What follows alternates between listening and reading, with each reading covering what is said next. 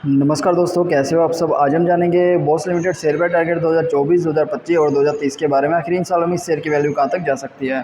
तो दोस्तों, अगर हमें किसी भी कंपनी की शेयर की टारगेट वैल्यू निकालनी है तो उसके लिए हमें कंपनी के बारे में कुछ ज़रूरी चीज़ों को जानना ज़रूरी होता है। जैसे कंपनी का भाई परफॉर्मेंस हो गई, पिछले 5 सालों में कंपनी ने कितना रिटर्न दिया है, कंपनी के ऊपर कर्ज कितना है, कंपनी प्रॉफिट कितना बना रही है, रेवेन्यू कितना बना रही है, ठीक है, नुकसान कितना कर रही है। उन सब चीज़ों को देखते हुए एक्सपर्ट के द्वारा जो है अंदाजित वैल्यू निकाली जाती है, जो इस वीडियो में हम आपको एकदम लाइव दिखाएंगे कि भाई इसकी जो वैल्यू है वो कितनी बताई जा रही है एक्सपर्ट के द्वारा अंदाजित वैल्यू। ठीक है, तो चलिए इसको शुरू करते हैं। सबसे पहले कंपनी के बारे में जानकारी दी हुई है, कंपनी की जो जर्नल चीज़ें होती है यहाँ पे कंपनी आपको प्रोफाइल देखने मिल जाएगी। उसके बाद हम जो है कंपनी की टारगेट वैल्यू दी गई है, तो टारगेट वैल्यू को हम सबसे लास्ट में देखेंगे। उससे पहले जान लेते हुए टारगेट वैल्यू दी किस हिसाब से है वो भी आपको पता होना ज़रूरी है कि भाई टारगेट वैल्यू कैसे निकाली हुई है। तो सबसे पहले दिया हुआ पिछले 5 सालों में शेयर की कीमत में हुए बड़े बदलाव।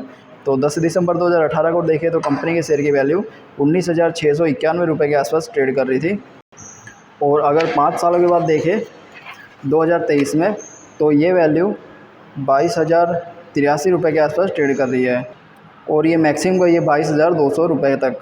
तो जैसा कि हम देख सकते हैं भाई, ये 2018 में जो है 19 में 19,000 के आसपास ट्रेड कर रही थी और मैक्सिमम गई है 22,200 के आसपास। मतलब कंपनी ने जो ज़्यादा अच्छा रिटर्न अपने निवेशकों को नहीं दिया है, लगभग इसमें 2 से 3 हज़ार का जो है फ़र्क हुआ है।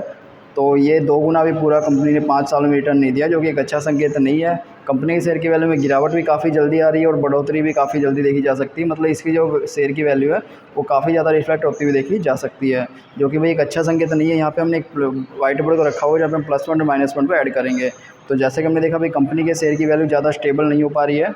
अगर ऊपर चली जाती है तो भाई ऊपर ही रह जाती है, और नीचे जा रही है तो काफ़ी जल्दी नीचे चली जा रही है। ठीक है, उसके लिए हमने अभी एक माइनस पॉइंट दे दिया इसको। अभी हम देखेंगे कंपनी की पिछले 5 सालों की फाइनेंशियल रिपोर्ट, जिससे हमें पता चलेगा भाई कंपनी कितना प्रॉफिट, कितना नुकसान और कितना रेवेन्यू बना रही है। तो 2019 में देखें तो कंपनी के द्वारा 12,685 करोड़ की रेवेन्यू बनाया जा रहा था और 1500 लगभग 1600 करोड़ का नेट इनकम बना रही थी कंपनी। और अगर 2023 में देखें, 5 सालों के बाद इस सिचुएशन को देखें, तो कंपनी जो है इस साल में 15,402 करोड़ का रेवेन्यू बना रही है और नेट इनकम 1,425 करोड़ की बना रही है। तो भाई ये काफ़ी अच्छी बढ़ोतरी देखी जा सकती है कंपनी के रेवेन्यू और नेट इनकम में। मतलब कहा जा सकता है कंपनी जो है फाइनेंशियल रूप से स्ट्रॉन्ग चल रही है, जो कि एक अच्छा संकेत है। तो हमने इसको एक प्लस पॉइंट दे दिया है, क्योंकि कंपनी जो है फाइनेंशियल रूप से स्ट्रॉन्ग रही हुई है। इसके बाद हम देखेंगे कंपनी की संपत्ति में होने वाले फेरफार पिछले 5 सालों में। तो जैसा कि हम देख सकते हैं 2019 में कंपनी के पास 12,701 करोड़ की संपत्ति थी।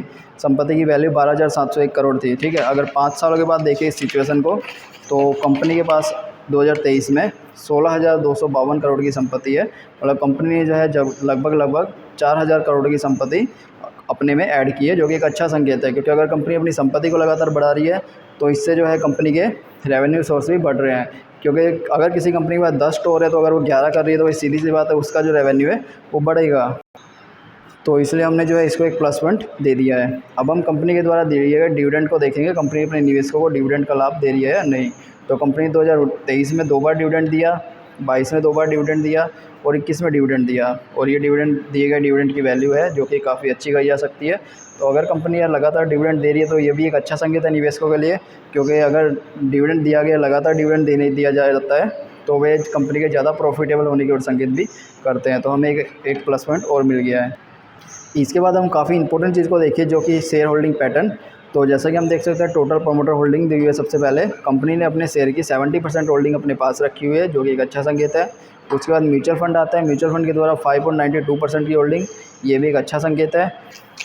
उसके बाद आता है इसमें अदर डोमेस्टिक इंस्टीट्यूशन, यानी जो भारत के बड़े इन्वेस्टर हैं उनके द्वारा की गई होल्डिंग, ये 11.12% की होल्डिंग है, एक अच्छा संकेत है।